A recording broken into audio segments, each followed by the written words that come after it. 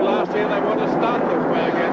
And it's Moffat and Bond, side by side as they go spearing up Mountain Straight. And now they're taking nose-to-tail formation. Derek Bell slightly crimped the start. Got a very good run at it. Bobby Morris, though, is in third place.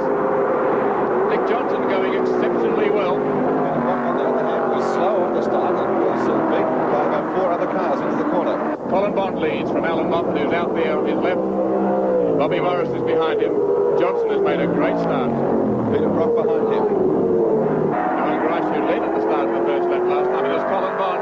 And wait for the roar of the crowd as they see the Fords in front. There are partners from Moffat and fairly evenly to hold of the Falcon teams. And the Falcon supporters will go mad when they see Bond leading Alan Moffat.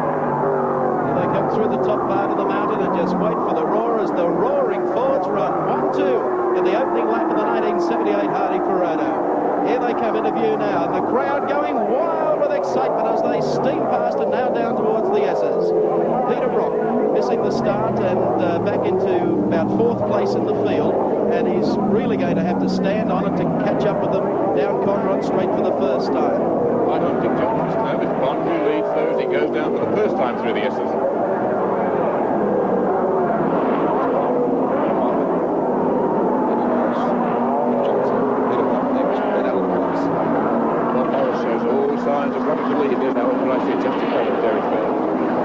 Jack Braverman, well placed there. He'd be happy with that sort of position, running in about 8th position and delighted with it, I would think.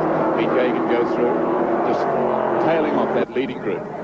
Through the haze, down towards the end of Conrod Straight. No, it's not a repeat of last year's race. It's the start of the 78 race with Colin Bond and Alan Moffat and Bob Morris standing on the gas as he comes down the inside. And Moffat tries to load down on the inside of Colin Bond, but Morris has won the jump. Wait for the crowd reaction. Into the left hand and now back onto pit straight. The Ford side by side. Morris sideways, but he leads the first lap completed. And he's taken the first lap prize, but Bond at the inside of him. And Brock has now moved up on the inside. And we're running 1, 2, 3, 4. And we got a race going here, folks. On the outside through the turn, and Morris has thwarted a bit there and punched the side of the door. And leads once again, and he's got Fords all around him. Sensational stuff, and I don't know how Morris controlled it. He was hit, put sideways, got it back under control. And this is desperate stuff. 160 Brock pulling out as he's spearing down the straight. The radar trap showed the fastest car first time through was Pete Gagan. The radar Foley Alfred also Fitzpatrick Mead were there. Okay, here we have the race lead change with Peter Brock, Australian Touring Car Champion, taking over the front running. Bob Morris is back in second, and tailgating is Alan Moffat in car number 1. And this is the part of the course where the long legs of the Falcon will really show out. He'll sit in behind Peter Brock, draft, then jump out of the slipstream and try and race him down to the bottom corner. Here he goes. Wait for the arrival of Alan Moffat on the inside. You have to take it because Brock is going to be held on by the slower car on the right-hand side. You'll find that Brock is pulled over to the left behind Moffat. Whether he can leave his braking late enough, whether he's prepared to. I don't think so. He'll be having to stay there, maybe close up a little bit on the brakes. So it's Alan Moffat who, for the first time, leads the race. Oh, Bobby Morris has had a prank. He's been hit, and he's gone into that. Is it Morris or Bell? It's one of the Ron Hodgson cars. It may be Derek Bell getting out. Looks like 27. Bell it is. Oh, they've done some damage. Very, very talented. Oh, Harvey decides he's going for broke. The inside will do. Wait for this. Harvey wisely elected to just ease off the throttle, and he's now taking him up the mountain. What's the devil's going on there? He's had some extraordinary sort of bump there. He's been hit in the back, and it has deflected or changed the shape of the boot. They can't open the bonnet to get the fuel in. Now, here's the man leading the index, and they can't refuel the car. Oh, the car's on fire. No, look at Alan Moffat. The car's on fire. Alan trying to put the fire out himself with the towel that he was using earlier.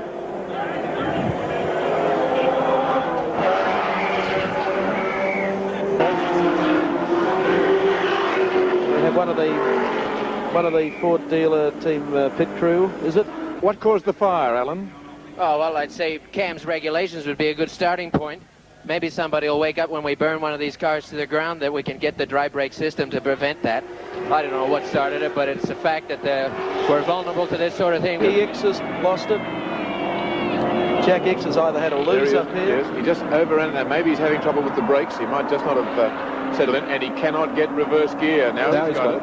Now, if he gets locked in reverse, which happened to the car when it was in the pits, no, he doesn't. He's right back on the track again, and Jackie Hicks getting a great cheer from the crowd, some of whom think it's probably Moffat. We are just looking at the sad sight taken from our helicopter of your car parked under a tree.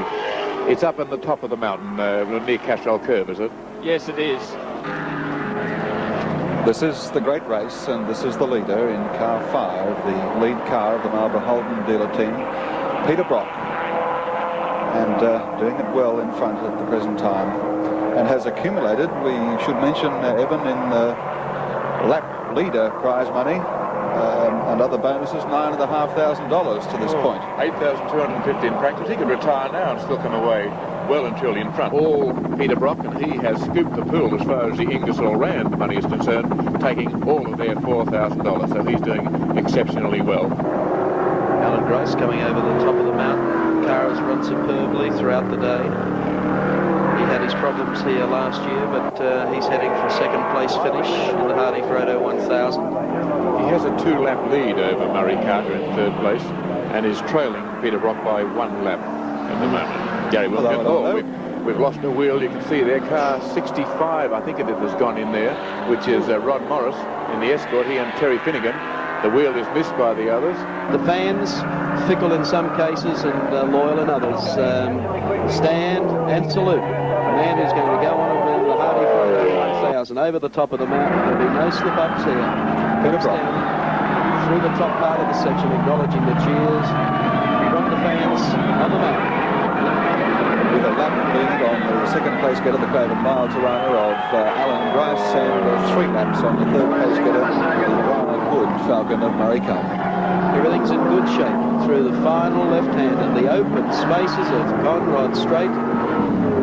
And Peter Brock is headed for victory, the checkered flag for the 1978 Hardie Frodo 1000. Not worrying about terminal speed, how far he can get through the radar trap and what speed that he'll achieve in this last lap. This is as an important lap as the lap he cut in qualifying. Coming down to the final corner where everyone in pit lane is standing to salute a driver who deserves to win here today. John Harvey has dropped back behind Brock, so they're not shooting for a 1-2 camera photo finish, which it wouldn't be. The last corner comes up. The checkered flag unfolds for the 1978 champion, Peter Brock.